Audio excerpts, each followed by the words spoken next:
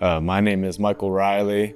My name is Tyler Wise. I am Michael's big brother. My name is Michelle Sheely. I am Michael Riley's mom. Growing up, Michael, he was always the rambunctious kid. He was always outgoing. Him and I had separate personalities, different personalities. I didn't have no one to kind of trust or rely on, and so I think bottling up my emotions was the reason I was hot-headed or short-tempered. If he was frustrated at school, if something didn't go right, I'd be the one that would get the anger.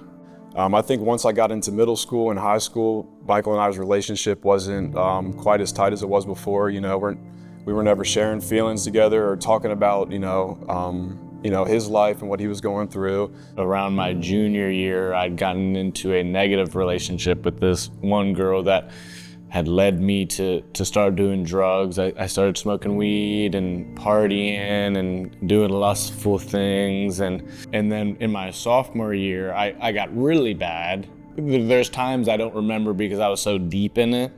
Was shifting from job to job, just really, he was, in my opinion, he was like unsettled. He just wasn't thriving the way I thought he could thrive. After college, he was broken down. He was not happy. You could just tell he wasn't really happy and that he was struggling with a lot.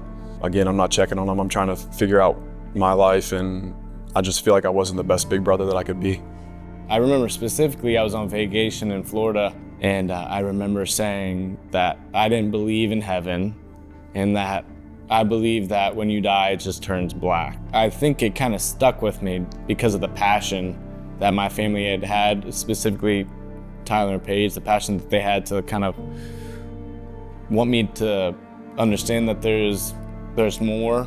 It was getting close to Easter, and I had been talking to Michael for a couple weeks about just coming to visit. However long it takes, just to be down here and spend time with your family and spend time with your niece and nephew and see what Columbus and see what life down here is about. I felt the Lord on my heart saying somehow he needs to come here to Columbus. I woke up 6 a.m, the day I was supposed to leave for Mississippi, and I was really sick. I wasn't feeling good. I was telling my mom, I don't think I'm gonna get on the plane. I don't think I'm gonna make it.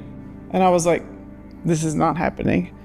She just kept telling me, just get on the plane. It's not a long flight. You can make it. I just felt like in my heart, the devil was keeping him there and I wanted him here. And I felt like God could do so many more things here than he could there.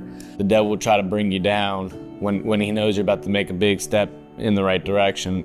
3 years ago, around this time, it was an Easter service.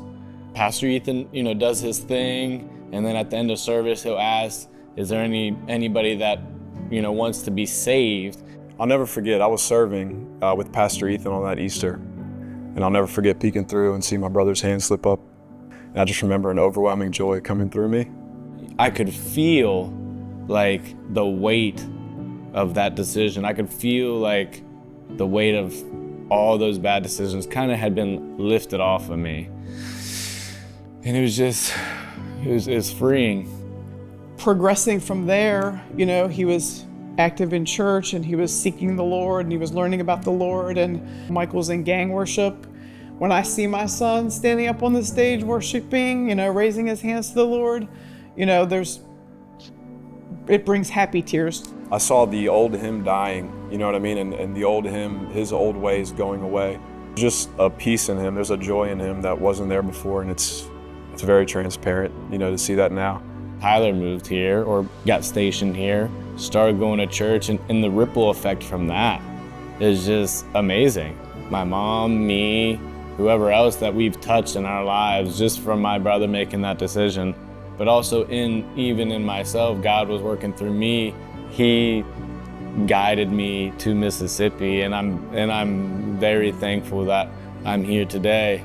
I couldn't imagine where I would be at if not for God.